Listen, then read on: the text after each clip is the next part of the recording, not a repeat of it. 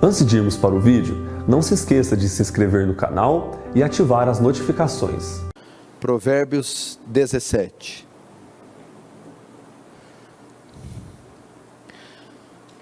No versículo 15, diz assim: o que justifica o perverso, melhor tradução é o ímpio, o que justifica o ímpio e o que condena o justo, abomináveis ou abominação é para o Senhor, tanto um como o outro. Vamos fechar nossos olhos e vamos orar mais uma vez. Pai Santo, mais uma vez recorremos a Ti e a Tua graça, pedindo para o Senhor nos visitar poderosamente com Sua palavra. Não há qualquer chance para nós, a parte da Sua graça, e não há qualquer chance para esse mundo perdido, fora do santo Evangelho de Cristo. Por isso eu peço, alcance essa noite vidas, almas, corações, com a gloriosa mensagem do Evangelho. Anima teu povo, ergue teu povo, Senhor, para serem voz de Deus nesses últimos dias e proclamar a mais gloriosa mensagem, o Evangelho de Cristo. Que teu reino avance, que o Senhor receba glória para si e que sejamos conformados à imagem do seu Filho, em nome de Jesus, amém. Só um minutinho que eu esqueci meu retorno ali.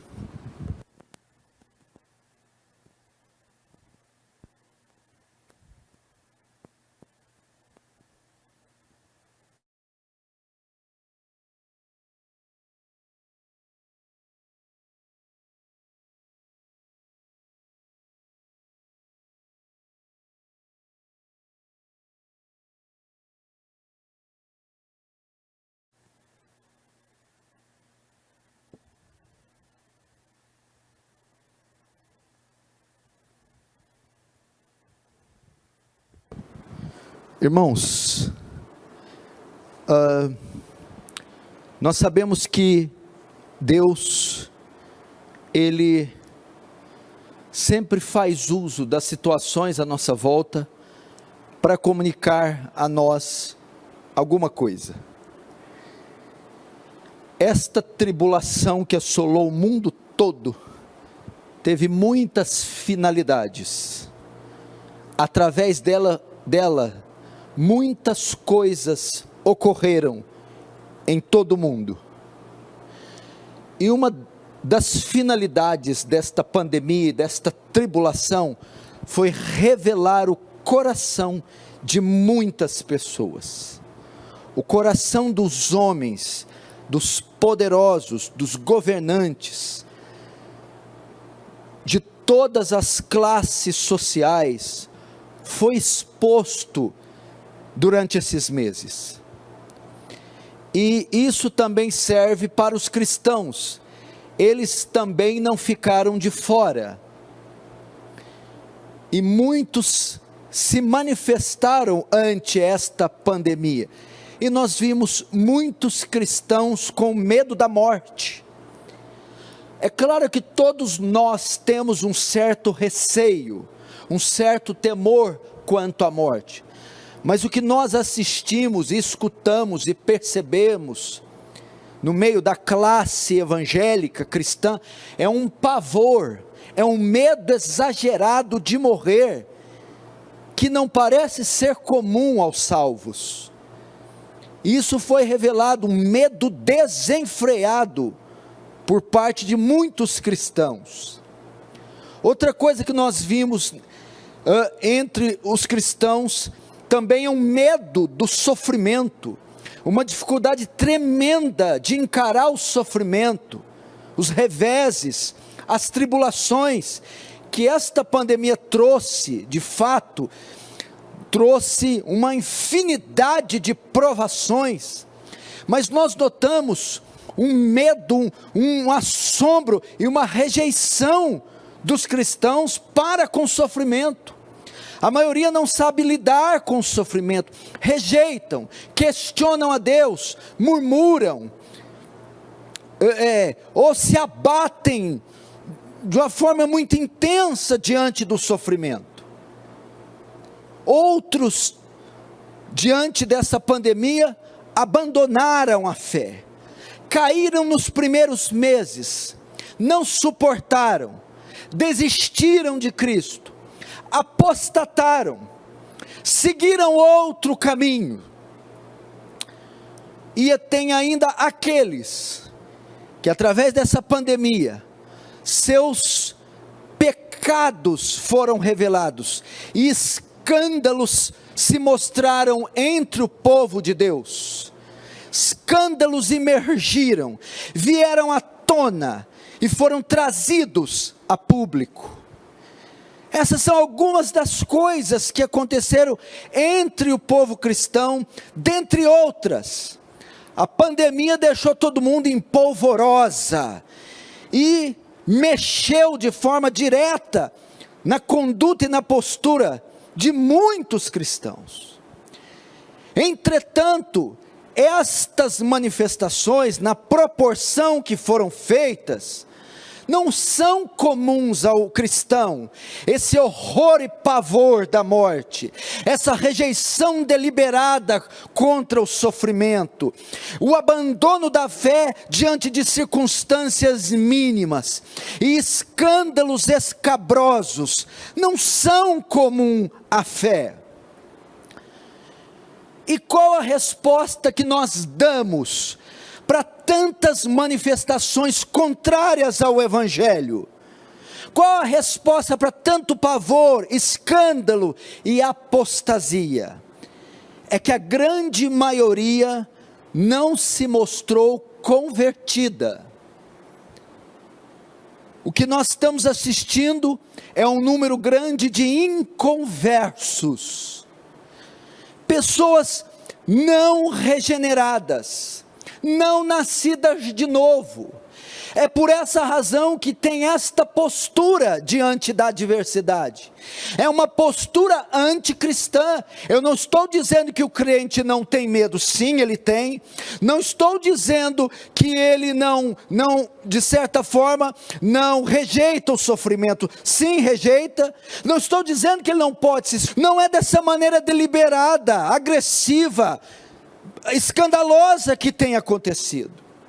E se isso tem acontecido, é porque isso tem revelado a identidade de boa parte da igreja, e de boa parte desses ditos cristãos. São inconversos, não são verdadeiramente cristãos, senão teriam uma postura diferente diante da adversidade. Eles não podem caminhar como cristãos, porque não receberam uma natureza nova, não receberam a natureza de um cristão, não são novas criaturas.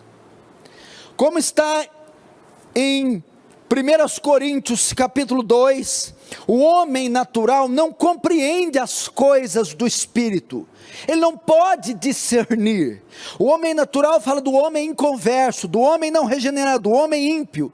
Ele não compreende as tribulações, ele não compreende a morte, ele não compreende, não consegue entender a justiça divina. Por essa razão tem acontecido esses resultados, porque vem de homens naturais, de homens inconversos. Infelizmente, isso é o que ainda tem crescido na igreja brasileira. Um inchaço, um crescimento numérico, um aumento exponencial de templos, instituições religiosas, mas não há regeneração, não há conversão verdadeira. E situações como essa da pandemia, e todas as crises que ela traz, tem o poder de revelar a autenticidade, a veracidade a genuinidade destas conversões, e muitas delas estão sendo reprovadas. Agora, qual a razão? Qual é a razão dessa inconversão? Qual a razão de se crescer em número, mas não se crescer o número de salvos? Qual é a razão para essa multidão de não convertidos? Porque parte da igreja tem se revelado ainda ímpia, parte da igreja tem se revelado não regenerada. Por que tantos escândalos envolvendo o nome de Deus, o nome de Jesus e a igreja de Cristo? Qual a razão dessa falta de conversão? Bem, a Bíblia diz que a salvação, a conversão, a regeneração, a salvação, só pode ser por meio da fé. Efésios capítulo 2, verso 6 diz: pela graça sois salvos, por meio da fé. Isso não vem de vós, é dom de Deus, não vem de obras para que ninguém se glorie. Então a salvação só pode ser alcançada mediante a fé. Um homem, um pecador só pode ser um salvo verdadeiro, só pode ter seus pecados perdoados, só pode ser justificado dos seus pecados mediante a fé. Agora, o que produz fé?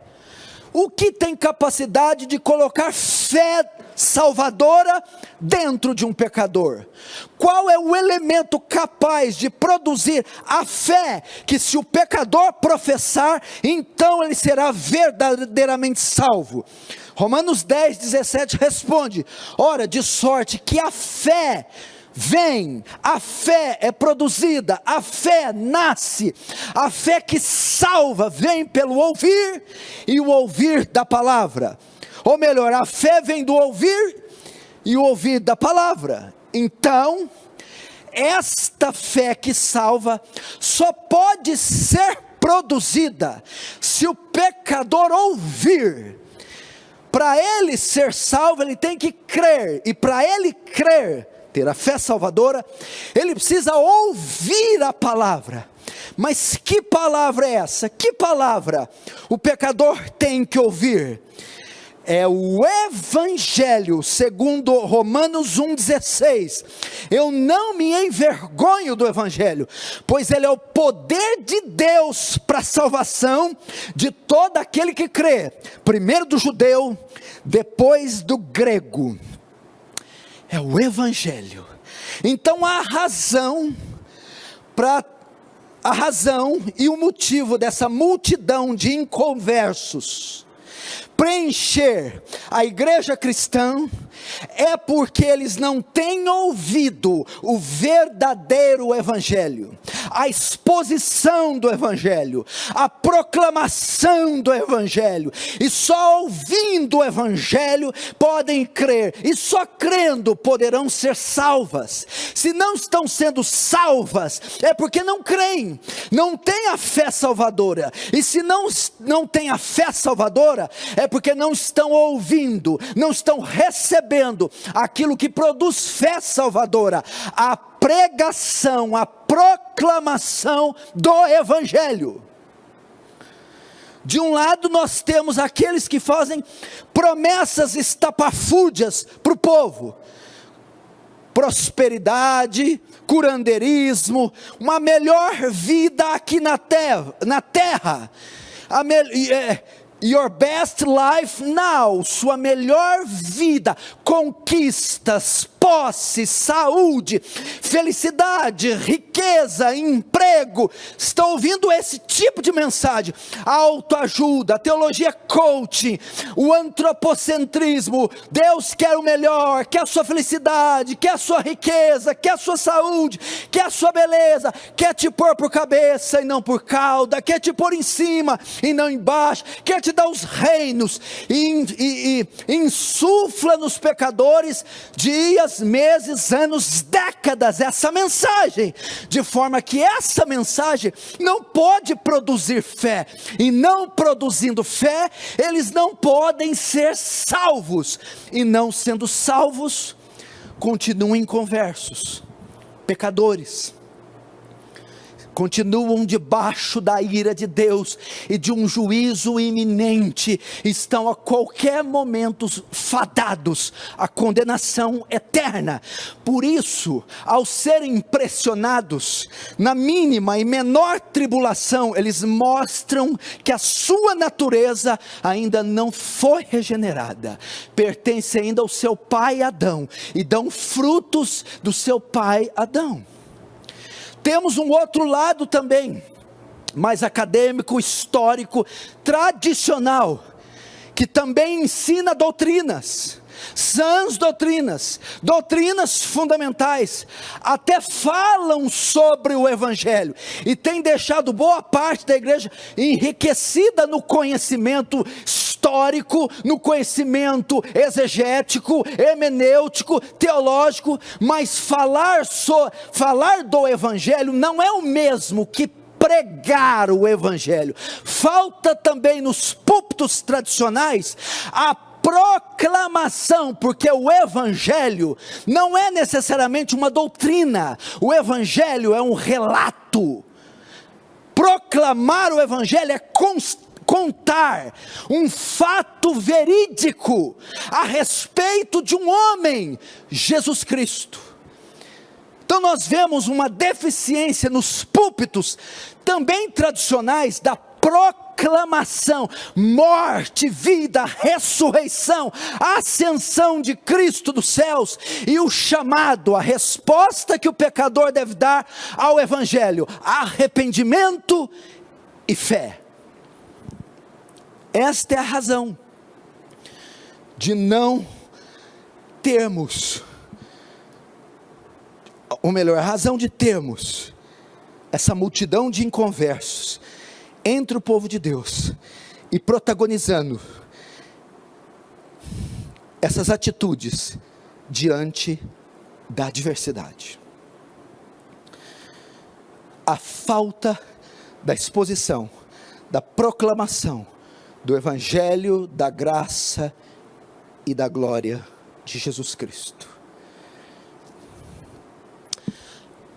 E eu quero, em poucas linhas, proclamar este Evangelho a vocês que me escutam. Se você está em casa e tem algum membro da família que não é convertido, não estou perguntando se ele é batizado, se ele canta no coral, se ele é presbítero, eu estou perguntando se ele não é salvo. Traga-o, bote-o aí para se assentar, para ouvir, porque a única esperança dele é crer, e o único método dele crer é ouvir, e ouvir o Evangelho. Se você tem uma esposa, um pai, um irmão, um filho, bote ele sentado aí, para ele se concentrar e ouvir, e nós ficaremos na esperança da ação soberana de Deus, da ação sobre-humana do Espírito Santo, em chamar ele para essa graça. Agora, o que é o Evangelho? O que é o Evangelho de Cristo, o Evangelho da graça e da glória? O grego, quando diz evangelion, dá a ideia de a boa notícia, a boa mensagem. Que mensagem é essa? É uma mensagem de salvação, onde um Deus justo justifica pecadores injustos. Um Deus justo, perdoa pecadores injustos. É a boa notícia que um Deus justo, um Deus santo, um Deus bom, agora perdoa, salva, justifica pecadores injustos. Entretanto, nós temos um dilema aqui, e isso é o coração do Evangelho, é onde eu quero entrar, é o texto base da minha mensagem. Provérbios 17:15, coloca diante de Deus, diante de nós, um dilema. Provérbios diz: aquele que justifica o ímpio, perdoa, encobre os erros do ímpio. Aquele que justifica o ímpio, e aquele que condena o justo, tanto um como o outro, são uma abominação para Deus. Então aquele que justifica o ímpio, é uma abominação. A palavra abominação é uma das mais profundas da Escritura, fala de algo asqueroso, repugnante, deplorável, execrável. E a Bíblia diz que no ato de nos salvar, de nos perdoar, Deus está nos justificando. Só que somos ímpios. Aquele que Ele traz para a luz, Ele traz quando este é ímpio. E aqui entramos num dilema: como Deus justifica um ímpio sem se tornar uma abominação, como diz Provérbios? Porque Ele não pode simplesmente salvar, abrir o céu, colocar todo mundo e fazer vista grossa para os nossos pecados. Fomos ímpios, alguns que estão me ouvindo são ímpios, quebraram toda a lei de Deus, desobedeceram toda a lei de Deus, erraram o alvo, pecaram desenfreadamente contra o Senhor. Agora Ele não pode simplesmente abrir o céu e colocá-los lá, sendo Ele justo. Então o grande dilema é como um Deus justo justifica pecadores injustos e continua sendo justo. Como Deus salva, como Deus perdoa pecadores indignos, injustos, sem se tornar uma abominação. Isso é o coração do Evangelho. Como Ele faz isso? A Bíblia diz assim, que todos pecaram e destituídos da glória de Deus estão. A Bíblia diz que não há um justo sequer, nenhum só. A Bíblia diz que não há quem faça o bem. Todos se extraviaram. Então, para aqueles que estão me ouvindo, a Bíblia diz que todos sem exceção pecaram.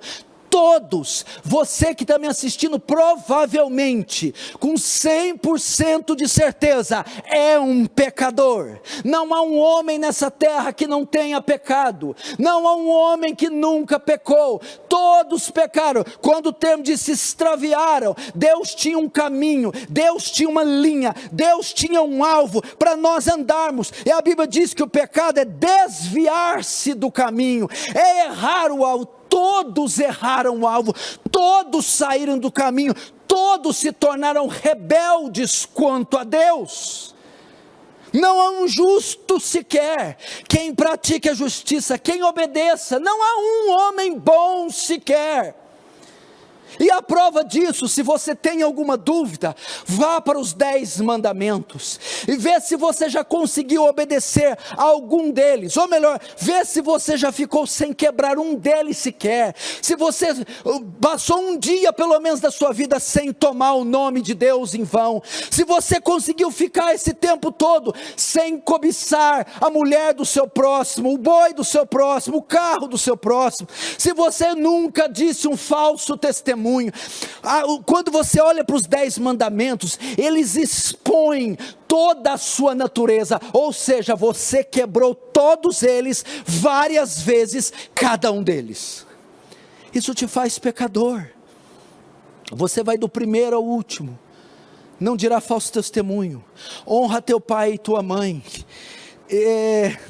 não adulterarás, não furtarás, não matarás. Nós já matamos milhares de pessoas, porque a Bíblia diz: quem odiar o seu próximo, já assassinou ele. A Bíblia diz que nós já adulteramos várias vezes, porque quem olhar para um homem ou para uma mulher com intenção impura, já adulterou com eles. Não furtarás. Quem é que nunca pegou algo ou extraiu algo que não era seu? Então a grande verdade é que a lei mostra que fomos ladrões, mentirosos, adúlteros, assassinos e blasfemos. Não conseguimos cumprir. Você pode ser bom diante dos padrões de moralidade da sua família. Você pode ser bom diante dos padrões de moralidade dessa sociedade caída. Você pode ser bom diante dos padrões de moralidade da sua religião. Mas diante dos padrões morais da lei de Deus, você é mau, você é vil, você é perverso, e não há nenhuma bondade em você. A questão não é que você peca, é que você nunca fez outra coisa além de pecar.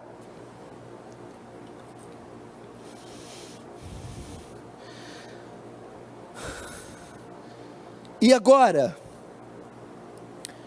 vem a pergunta, o grande dilema, a grande pergunta da história humana: como um homem pode se tornar justo diante de Deus?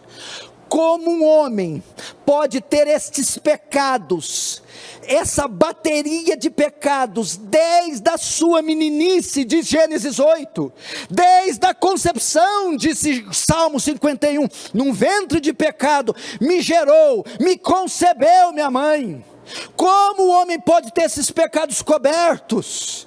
Salmo 32 diz: bem-aventurado o homem a quem Deus não atribui o pecado, cuja transgressão é coberta. Como Deus pode cobrir a transgressão de serial sinners como nós? Como Deus pode não atribuir o nosso pecado? Ele é justo. Ele não pode fazer isso, senão ele se tornará injusto. É mais ou menos assim: nós temos um serial killer em Franca, um assassino. Ele mata 10 crianças, todas crimes hediondos. No 11º crime, conseguem pegar ele. Ele invadiu uma casa e ele está com a criança, morta em seus braços, cheio de sangue. A polícia consegue pegá-lo. Então, ele vai passar por um tribunal. Ele é réu confesso, ele confessa os 11 homicídios, e ele está num tribunal, diante de uma corte, e um juiz vai julgá-lo. De repente, esse juiz é um juiz muito bom e amoroso. Ele olha para o serial killer e diz assim: olha, como eu sou bom e amoroso, eu não vou te condenar, eu vou te soltar. Ele simplesmente dá um veredito e solta, livre de todos os crimes. Esse juiz presta? Esse juiz é justo? Não, ele é injusto. Ele se tornou uma abominação soltar um serial killer, um assassino que matou 11 crianças de forma hedionda. Se o juiz é bom, o que ele faz? Ele tem que sentenciar e condenar esse serial killer.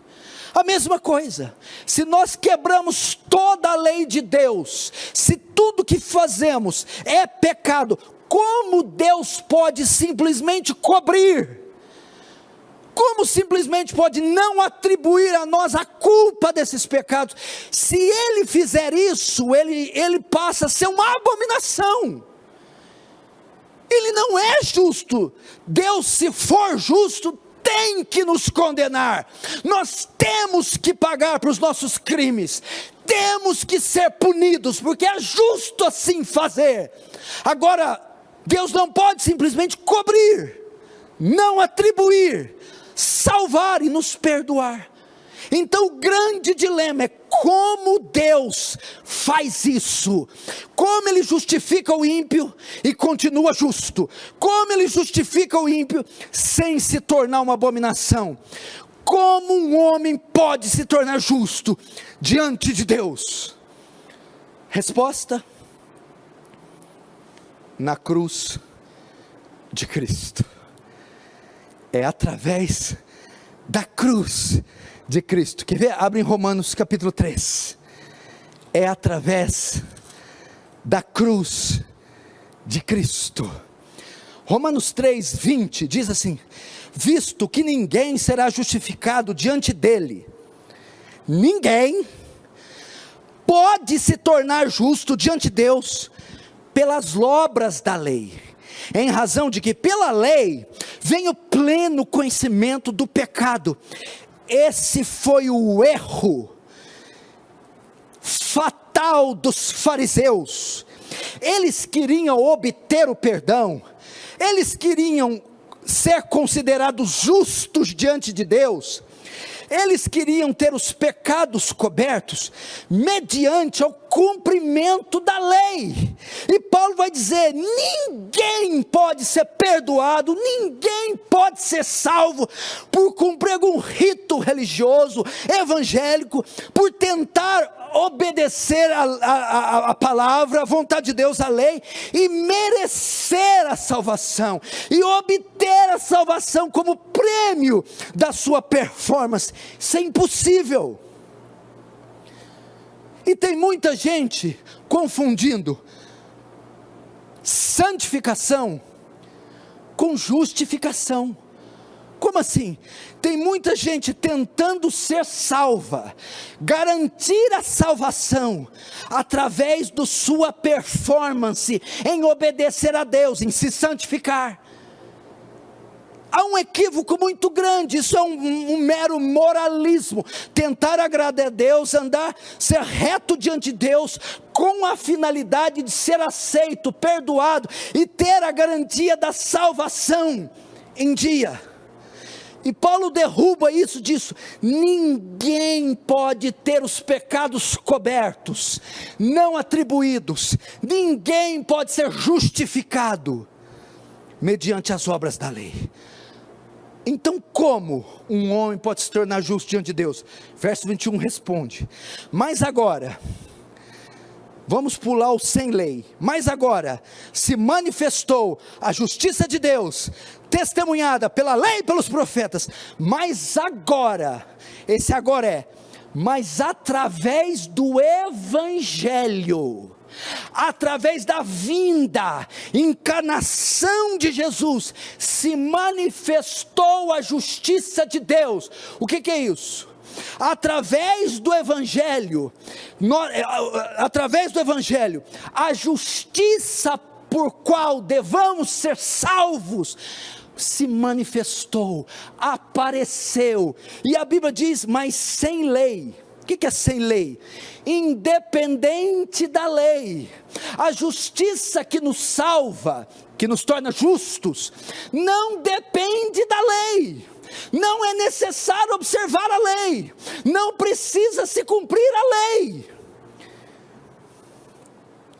Mas ela vem como? 22, justiça de Deus mediante a fé em Jesus Cristo. Vou explicar isso agora. O que Paulo entre as linhas está dizendo aqui? Como um homem pode se tornar justo diante de Deus? É a doutrina que chamamos justificação. O que quer dizer esse termo justificação? É um termo forense, é tirado do direito, é o ato o qual Deus, no seu tribunal, nos dá uma sentença favorável e nos declara legalmente justo. Justificação não nos torna justos, porque continuamos pecadores depois que convertemos, não é isso?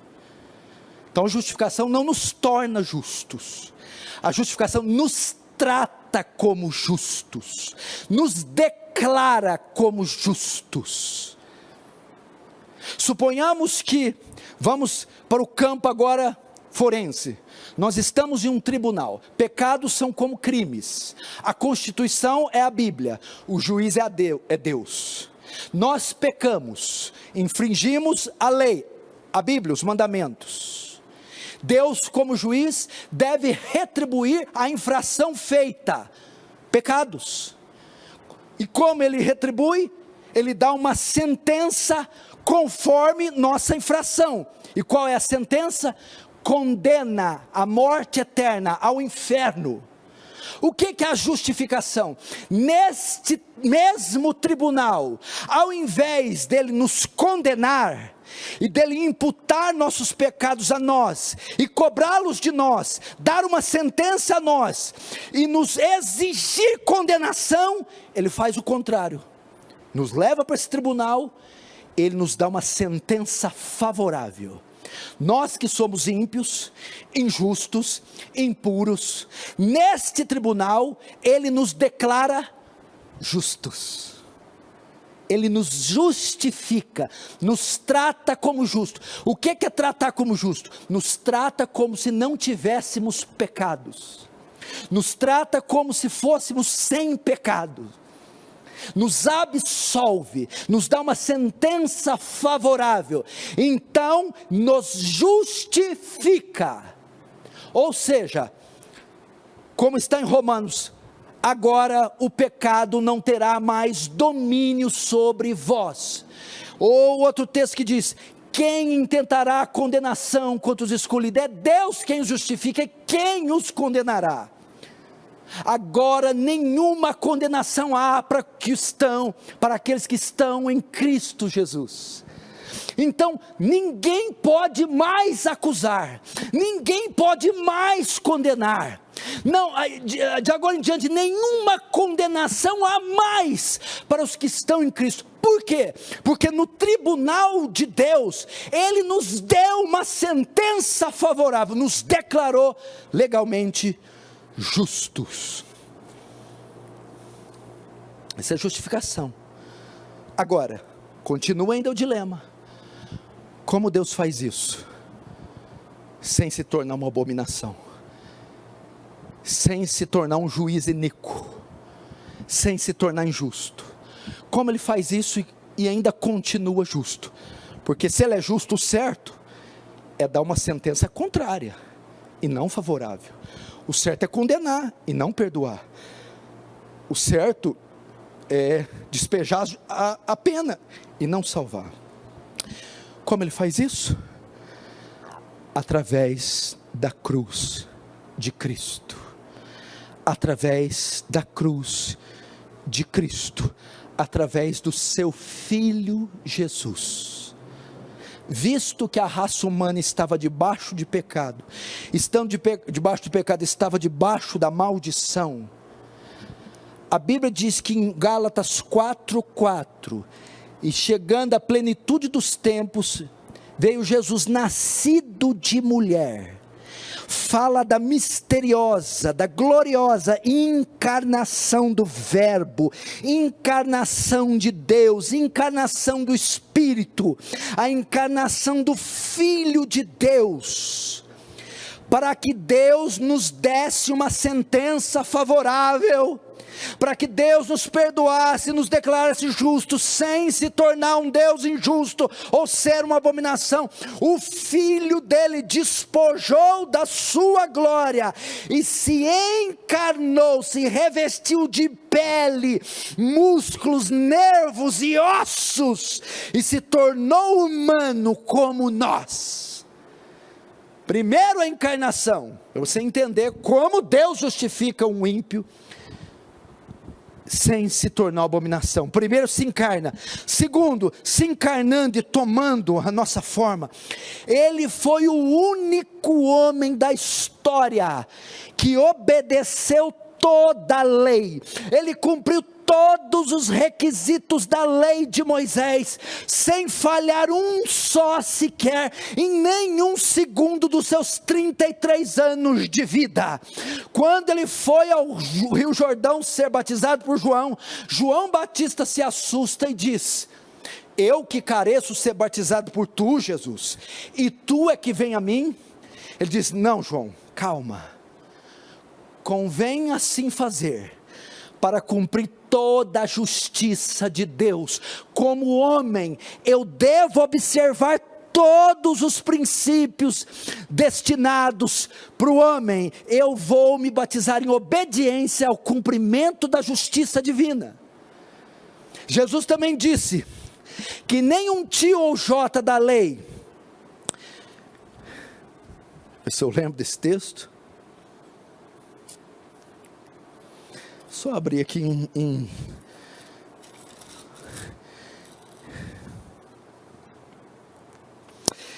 Não penses que vim revogar a lei, ou os profetas, não vim revogar, mas vim cumprir, porque em verdade, vos digo, até que o céu e a terra passem, nenhum i ou um tio jamais passará da lei, sem que tudo se cumpra. Então ele se encarna, e ele é o único homem que obedece com exímia perfeição toda a lei de Deus.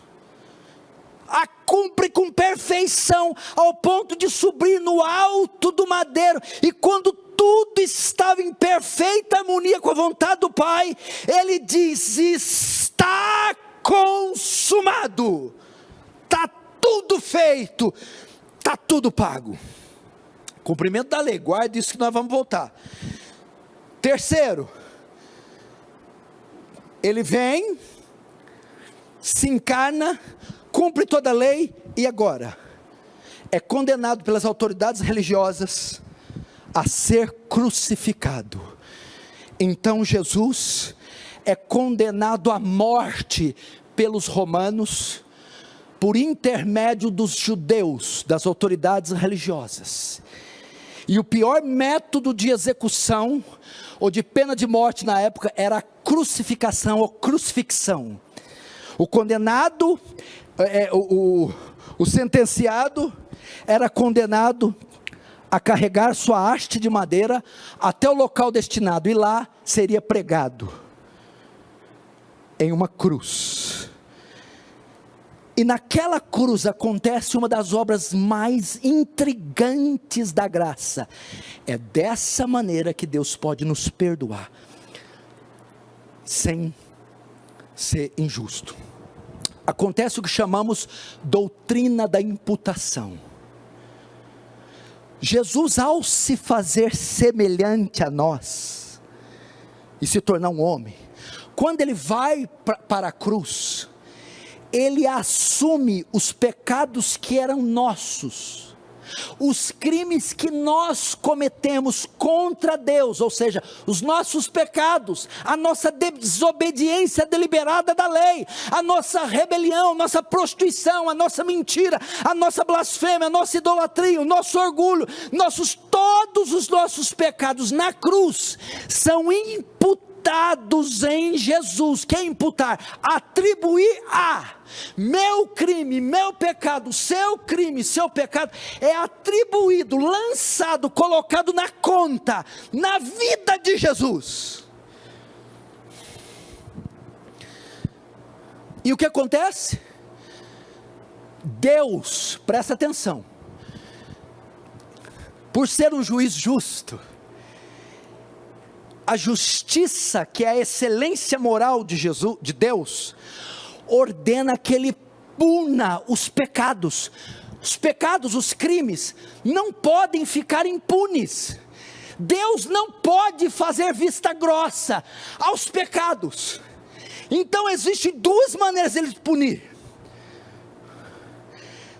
Se Cristo levou os nossos pecados na cruz, se os nossos pecados foram atribuídos, imputados na conta de Jesus, a justiça de Deus demanda agora que ele puna estes pecados. Só que esses pecados não estão mais sobre nós, foram lançados na conta de Jesus. Então Deus, ao invés de requerir ele de nós, vai requerer do próprio Filho. A pergunta para o filho é essa, quando o filho vai subir para a cruz: filho, tem certeza que quer assumir os pecados de toda essa gente? O filho responde: sim, pai, eu tenho. Filho, tu sabes que eu sou justo, Tu sabes que eu não tenho o culpado por inocente. Se eu não cobrar esses pecados dele, vou cobrar de você, meu filho.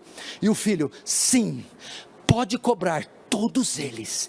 Então, quando Cristo é pregado na cruz, Deus, da mesma maneira que considera alguém justo, considera o seu próprio filho na cruz injusto. Aquele que não conheceu o pecado, por nós se fez pecado. Ele se tornou pecado. Então o que acontece? Agora a justiça de Deus tem que ser satisfeita, e Deus tem que punir o nosso pecado.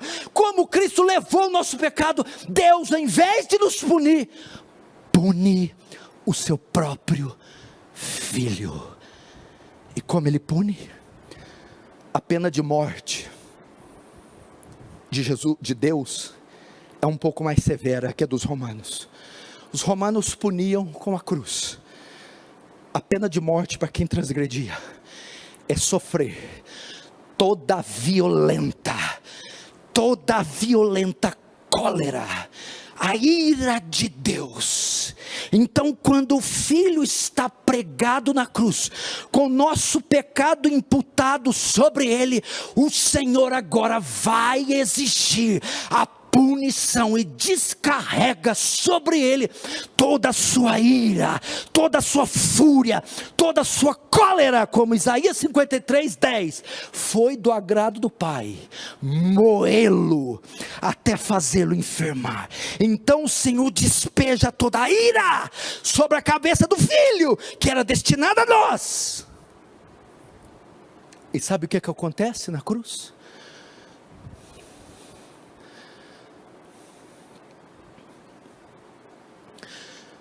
O filho não aguenta.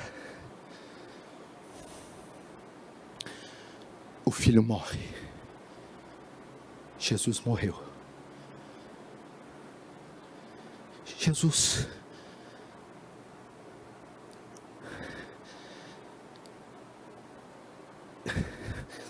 ele diz assim: Pai, nas tuas mãos entrego o meu espírito.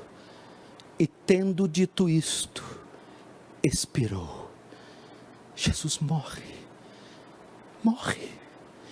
O Filho de Deus perfeito, sem pecado, agora no alto da cruz, considerado como pecador, feito uma abominação, morre. Por que ele teve que morrer? Porque a Bíblia diz que a vida está no sangue. Quando o soldado fura-lhe o lado e jorra o sangue, ele tem que morrer por hemorragia, porque carne sufocada Deus não aceitava. Então o sangue se esvai, se esguincha, porque aquele sangue era a vida que ele estava doando.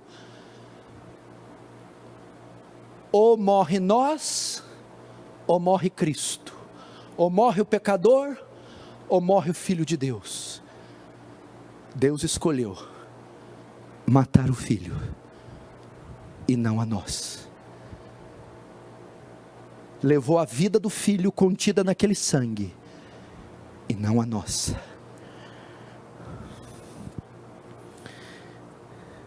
Assim, a dívida que Deus tinha conosco, nossos crimes, nossas transgressões que nos renderiam à condenação, o inferno, foram pagas por Cristo. Nossos crimes, nossa culpa foi levada por Cristo. A condenação que nos era devida, a punição que nos era devida, pelo Filho ter levado os pecados sobre eles, foi infligida sobre ele, foi lançada sobre ele. Então quando ele morre, ele paga pelos meus pecados, quita minha dívida com Deus. Ele me absolve, Ele satisfaz as demandas da justiça de Deus no tocante às minhas transgressões. Ele paga pelos meus crimes, Ele leva a culpa pelos meus crimes, e Ele é punido pelos meus crimes com a sua própria vida. Mas isso não é suficiente para nos levar ao céu. No máximo impediria nós de irmos para o inferno, porque agora não temos pecado, está pago. Então para o inferno não podemos ir, mas também para o céu não podemos, não temos méritos para ir. Aí é que acontece o segundo fenômeno, segunda obra da graça estupenda, a doutrina da dupla imputação. No terceiro dia, Jesus ressuscita dos mortos. Quando Ele morre, nosso pecado é imputado sobre Ele, culpa, dívida, crime, transgressão, infração da lei. Quando Ele ressuscita, conforme Romanos 4:25, Ele morreu por nossas transgressões, mas ressuscitou para nossa justificação. Na ressurreição ocorre a doutrina da dupla imputação. Lembra que eu falei que Ele cumpriu toda a lei de Deus e foi o único homem perfeito? Pois então, o cumprimento total da lei dá a Ele méritos, dá a Ele honras, faz dele o único homem justo, o único homem digno, e faz Ele vestido todo de justiça. Quando Ele morre na cruz, nosso pecado é imputado a Ele. Doutrina da imputação. Segundo, doutrina da dupla imputação. Esse mérito que Ele recebeu por cumprir toda a lei, essa dignidade e essa justiça que foi por Ele vestida na cruz, Ele imputa a nós. Ele coloca o mérito por ter obedecido à lei na nossa conta. Ele pega a sua veste de justiça e veste a nós. Ele pega a sua dignidade e faz homens indignos dignos, faz homens injustos justos. Então, nós agora fomos justificados, declarados justos, tivemos os pecados cobertos, perdoados, fomos salvos por Deus, sem Ele se tornar injusto. Como? Ele pune nossos pecados na vida do Filho, e toma a justiça do Filho e coloca em nós, de modo que agora somos salvos, perdoados, não para as nossas obras, não para os nossos méritos, não pela nossa justiça, mas pela justiça de Cristo. A salvação, o que eu vou falar, não é heresia não, hein? A salvação, de certa forma, é pelas obras. Salvação é pelas obras de Cristo, pelos méritos de Cristo. Então aqui está resolvido o dilema: como Deus justifica o ímpio sem deixar de ser justo? Através da morte do seu Filho. Este é o evangelho da graça e da glória. Deus pune o nosso pecado na vida do Filho. Ele quita as demandas da justiça divina, matando o Filho, satisfaz a sua ira, despejando ela sobre o Filho, e pega a justiça do Filho, imputa, coloca sobre nós. Então nós vamos chegar lá no céu, e as portas vão se abrir, e eu direi para os anjos: eu vou entrar aí, não pela minha bondade, mas pela de Cristo, não pela minha justiça, mas pela de Cristo, não pelos meus méritos, mas pelos de Cristo. Assim Deus se torna justo e justificador daquele que tem fé em Cristo. É assim que um homem pode ser salvo. Agora, essa é a mensagem do Evangelho. Agora que você que está me ouvindo, não é salvo. Talvez está na igreja há anos. Isso não quer dizer nada. Talvez não seja salvo. Talvez não há frutos de justiça. Talvez você ainda manifesta por demais a natureza do velho homem. Talvez você tenha imergido em iniquidade e sendo enganado pela religião, por uma falsa segurança de salvação. Talvez você não tenha o amor de Deus ainda no seu coração. Não pratica obras de justiça. Não anda em santificação. Mesmo cumprindo toda a liturgia da sua religião. Talvez você não nasceu de novo. Talvez você que está me vendo nem religião tenha. Talvez não frequente nada. Outra vez frequente uma religião pagã. Talvez você adora outros deuses. Mas a mensagem te tocou. E você quer ser salvo. Você pergunta: o que eu faço para herdar a vida eterna? Como eu recebo o perdão dos meus pecados? Como eu tenho minha dívida cancelada?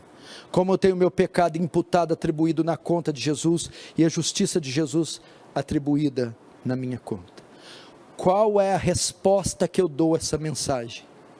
Como os benefícios da cruz podem me alcançar? Agora é a última fase do Evangelho. A última.